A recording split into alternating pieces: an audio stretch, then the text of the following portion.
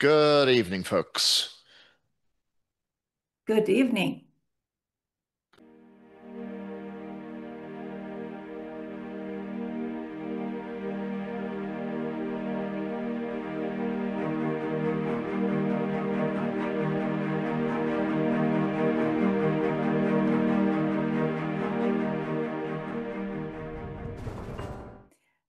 Okay, welcome to SDS Thursday.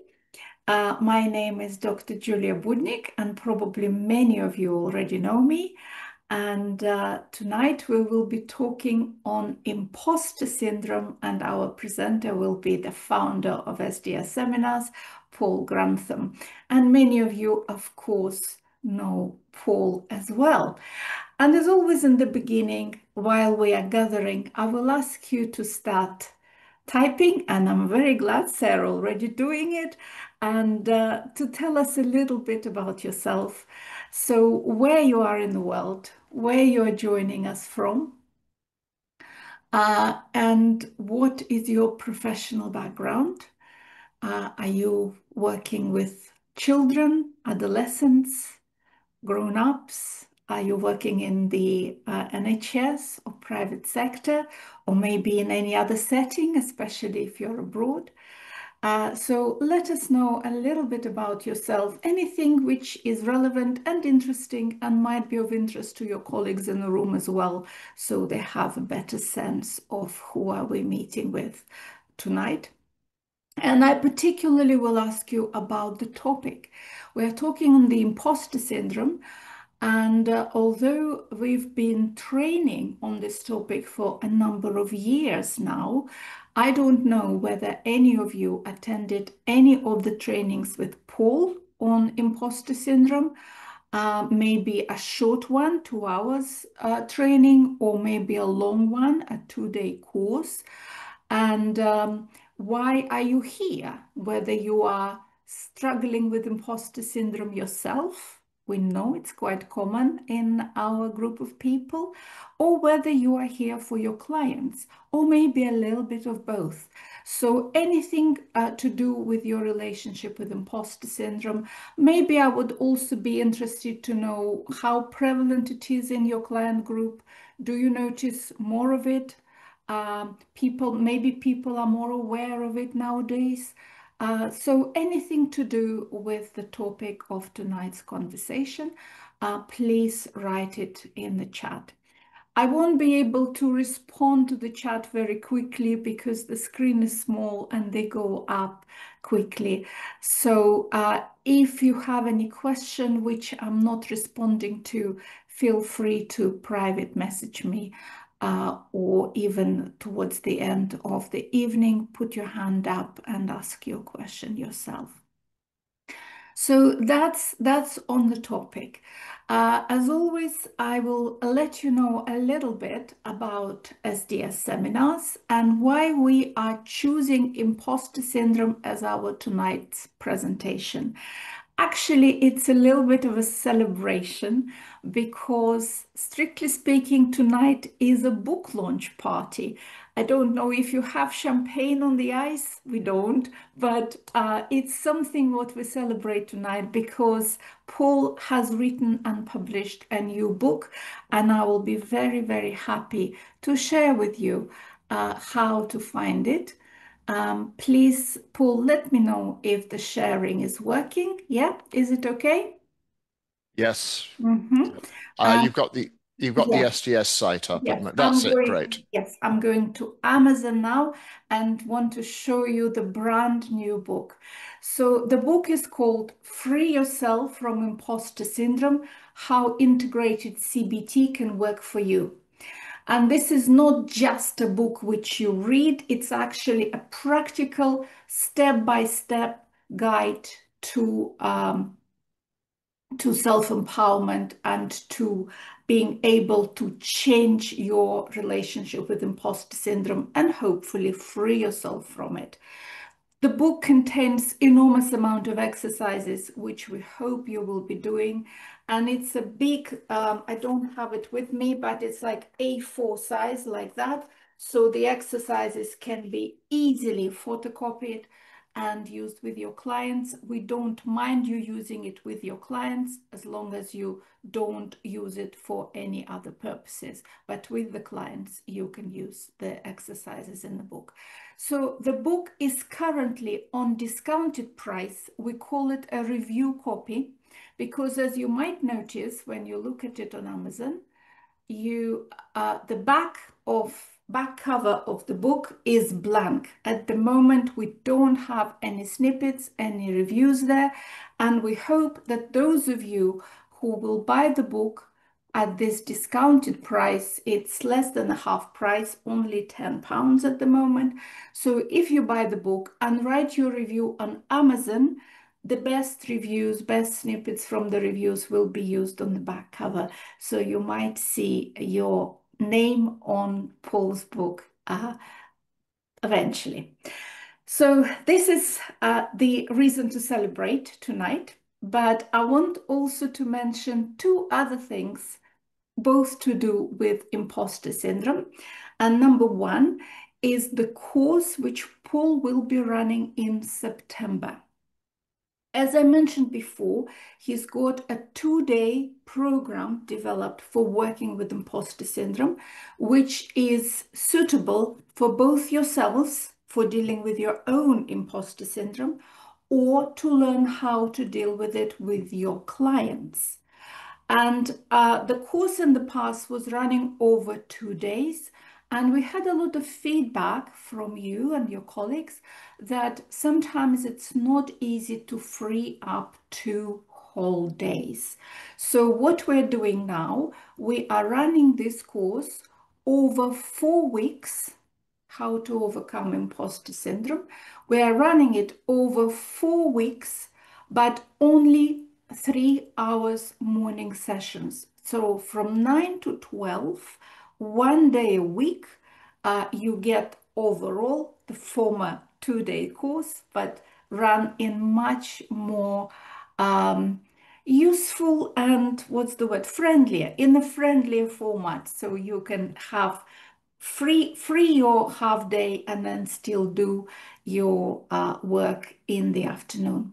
So the course will start on the 12th of September and currently is available with a 20% discount. So 4-part course over 4 weeks, but that's not all. Because the course is part of the BPS approved certificate, you will also, when you book the course, you will receive straight away for free 2 hours recording of a short introductory course on working with imposter syndrome from Paul, and that you will get absolutely free of charge straight away as soon as you book the full certificate. So have a look at it, and I hope that many of you will either come themselves or suggest it to your clients who struggle with imposter syndrome, and it's much more common than we used to think. And the last thing before I pass the floor to Paul is to mention that Paul also recorded a very good podcast, 45 or 55 minutes, forgive me, I don't remember exact length, and it is available in full length for members of our SDS Psychotherapy Training YouTube channel. So the snippet preview available for everyone, as you can see, 14 minutes, 35 seconds available to everyone. But if you want to watch this podcast, listen rather, or many others, which Paul is preparing currently, sign up for our YouTube channel, become a member. It's only $4.99 a month, and you will have access to the full-length podcasts, which Paul is working on all the time now. It's his new pet project. He really likes producing his podcasts. So these are the 3 things which we have. I'll stop sharing here. These are the 3 things which we have on imposter syndrome. So the brand new book, the podcast, and the course, 2-day course, which now runs over 4 weeks. So that's what you can do if you want to go deeper with the topic. But otherwise, I am very, very happy to introduce Paul Grantham, who will talk about imposter syndrome tonight with us, and probably will explain why he is now so fascinated with this particular condition. Paul, welcome. Thanks very much, Julia. Thanks very much. And welcome, folks. Good to see so many of you here this evening. Wow, where to start? Because as Julia was explaining this, I thought to myself, my goodness, there's so many things that I would want to say, even before I share with you any ideas, particularly regarding imposter syndrome, but so many background things I'd want to try and say. But I do appreciate we only have a limited amount of time, so I'm going to do something which does not come naturally to me, which is I'm going to try and be brief over some of these particular issues. But we'll start off appropriately enough with sharing a screen, which I think is that one, I hope. And which I hope you can see okay. Yes, it's very good. Great. Okay, so yes, why are we doing this? We're doing it for two reasons. Obviously, because the book has just been published, which has taken me much longer than I actually anticipated, partly because I've just had so many other projects on, and I suffer from a perennial problem, which is that whatever my ease is in terms of speaking, writing does not come as easily to me. So it's something that I actually struggle with. But I'm really, really proud and pleased that this has sort of come into being now. And just to give another chance for you to see what the book looks like, here it is again. Let me just say something about the book, I mean, which is sort of also reflected, I think, in the course as well. This is obviously not the first book that's ever been published on imposter syndrome. There's a number of books that have come out, particularly I would have said in the last probably 5 to 10 years. Pauline Clancy's original work on what she called the imposter phenomenon first was talked about in 1983, but I think that the interest in the field has become much more marked in the last 5 to 10 years. But one of the things that has repeatedly struck me whenever I have read about this particular area is there's an enormous amount that's written and focused on in terms of what this thing actually is, the number of people who suffer from it, and also the reasons for it. But what's forever struck me as being, if I'm really honest with you, slightly strange, and also rather unfortunate in my opinion, is the fact there's very little that's actually been written on what to do about it. In other words, the whole issue of changing it. And it did strike me that from a psychologist and a therapeutic point of view, there are all sorts of things about imposter syndrome which are very familiar. They crop up in a wide range of other problems that I think we as therapists are familiar with, and yet somehow or other it's not really led many therapists of whatever modality, to be honest with you, to actually say very much about how to tackle it or how to change it. I think that that is for a couple of reasons, which I might as well mention now. One is I think that there's the assumption around that this particular problem is quite socially determined, and particularly over the issue of gender. So I think that there's the idea, I think, that is never directly expressed, but which I think hangs around in the air, which is that because it is quite socially determined, the solution to this is social rather than psychological. And although part of me agrees with that, and I think that there are clearly clear social elements to this in terms of its causation, for some particular reason, we don't necessarily apply this to other types of psychological problem, which equally have a clear social background to them. So, I don't have to point out to you, for instance, the direct relationship between social exclusion and a whole range of psychological problems. That's very well established, but it doesn't seem to stop us from saying, yes, there are things that need to be done socially to address this, but there are also things that we can do individually. So that's I think one of the reasons why it's occurred. And as I hope you're clear, I think that's a great shame, really, because I think there's a lot of things that we can do, both for ourselves and also to help others. The second reason is that, and I suppose I'm speaking about this particularly from a CBT perspective, there is an argument to be made that we as therapists, and I include CBT therapists within this as well, we as therapists arguably suffer as much or maybe even more than many of our clients do regarding this particular problem.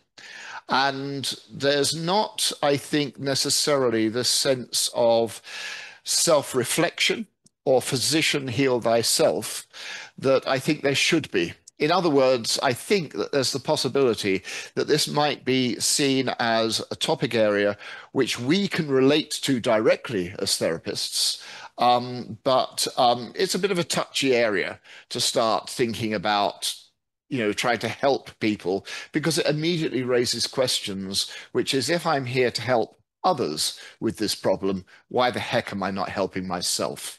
And which I think is a really important question.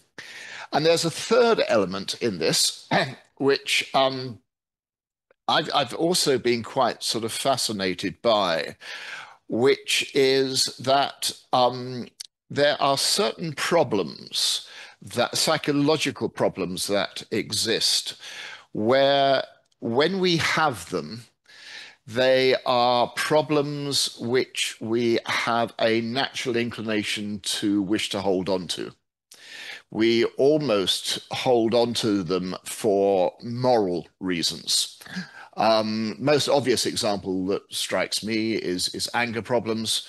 Most people who are feeling angry feel righteously angry. They feel justified in their anger. And that obviously creates a motivational issue with regards to letting go of it. I'm not saying this is impossible. All I'm saying is that there's that element there as well. And I think the same exists with imposter syndrome in a way which I don't think has been properly highlighted. I certainly know from my experience of working particularly with clients, and to a lesser degree from talking with colleagues, that there is an inclination to see imposter syndrome as something which, first of all, people fairly readily own, but in addition to that, they feel proud of. I'll come back to why that might be the case. But we've actually had a recent example of this. I don't know how many of you have caught Jacinda Ardern's book tour. The ex Prime Minister of New Zealand. She's been around on a lot of talk shows. I guess, in the UK, the rest is politics. She's been on, but she's also been interviewed by Melinda Gates, and as well. And one of the things I thought was really interesting about the way she talked about this as something that she suffered from, a prime minister of a country suffering from, was I got this real sense, well, in fact, there were some of the things she said where she was not only proud of it, she actually saw it as an advantage. Now, I fundamentally disagree with that. I think, by the way this often works in the therapy world, for us as therapists, is that we have a strong association, or many people have a strong association, between imposter syndrome and humility. And that if somehow or other I was to relinquish my imposter syndrome, basically what would happen would be I would become an arrogant person.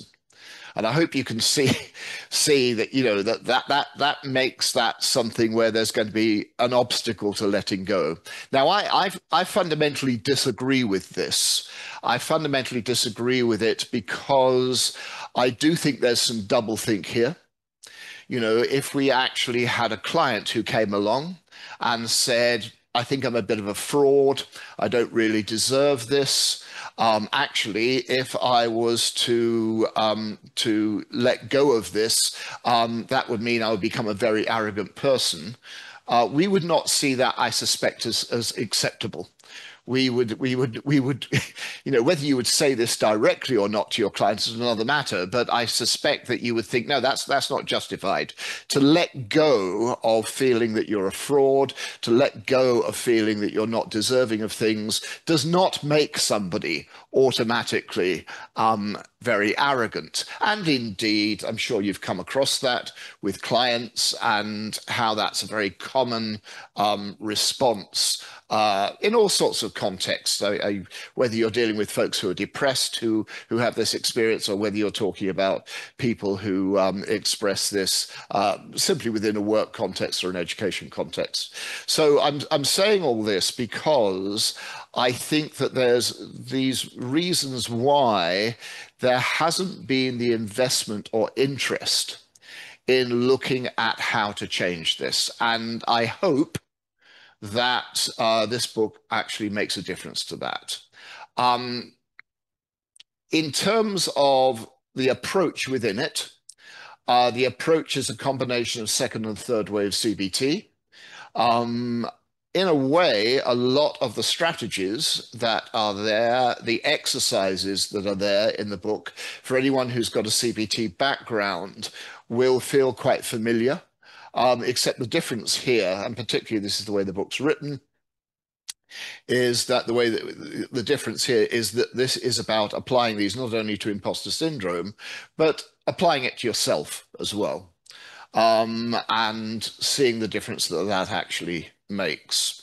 So yeah, I hope you buy the book. And I wanted to just say a little bit really about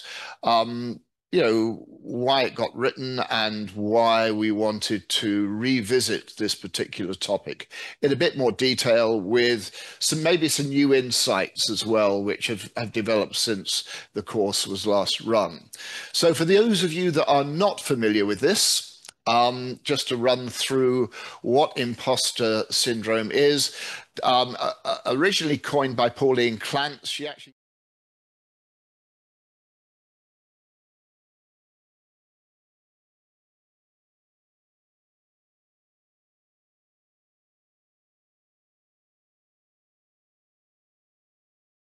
Thank you, Paul.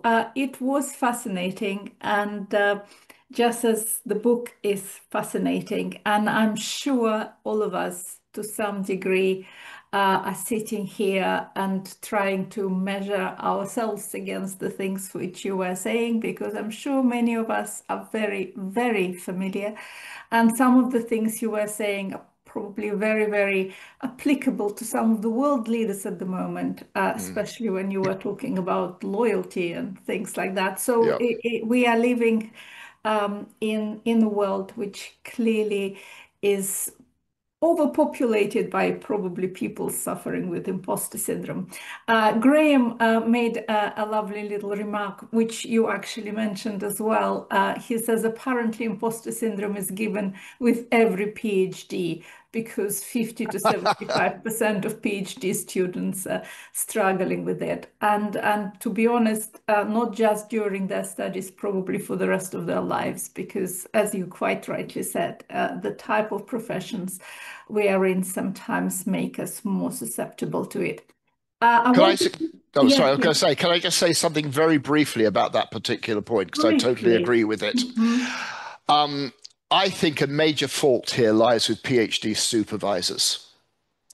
I think, Agreed. generally speaking, PhD supervisors don't like their PhD students disagreeing with them and want to ensure that they're in their place. And there's a constant refrain within PhD work, as anyone who's done a PhD will know, which is, this is good, but you need to do a bit more. In other words, it's not quite enough. And I think Very that true.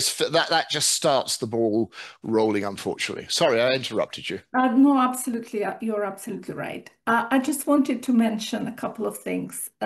Some people mentioned that they don't buy stuff from Amazon. Um, If you don't, please write to the office. It's info@sds-seminars.com, and we'll arrange sending the book to you and arrange invoicing you. So that's doable. And also, I just want to remind that the book is currently only £10, and that's with free delivery. And we hope that you will be able to write a review, honest review on Amazon, and that's where we will be taking the snippets from. But if you buy it through ourselves, please write your review in an email and send it to us with the same purpose, so we could take honest feedback and put it on the back of the book. The next thing I wanted to mention is do please have a look at the course and do recommend it to your clients if you know that this is one of the things which they are struggling with. And I will ask you also to type a few words in the chat box about tonight's Thursday, whether it struck the chord with you, whether you've felt that you can relate to it, or see that that might be useful for your clients. So before we say goodbye, please just write a few words about tonight's session. I think we are breaking now for the summer, and we will have the next Thursday in September with Professor Nuno Ferreira on ACT for using with eating disorders and obesity. But meanwhile, you can sign up for the Impostor Syndrome course, which Paul will also start in September. And next week, Paul is running clinical supervision, essential supervision skills course, 2 days. And if you haven't done it yet, feel free to sign up. And I hope you all have a very good summer, and we will see you soon. You can unmute yourself and say your goodbyes, and we'll see you soon. Thank Bye-bye. you. Well, Take care, folks. most Look after enjoyed. yourselves. Thank you. Take care. Bye. Have a Thank lovely you. summer. Bye. Thank you very much. Okay. Bye, Bye everyone. Thank you. now. Have a lovely summer. Bye You now. too. Yes, you too. Bye. Yes. Thank Take you. care. Bye-bye. Take care. Thank you. Bye-bye. Bye-bye. Bye now.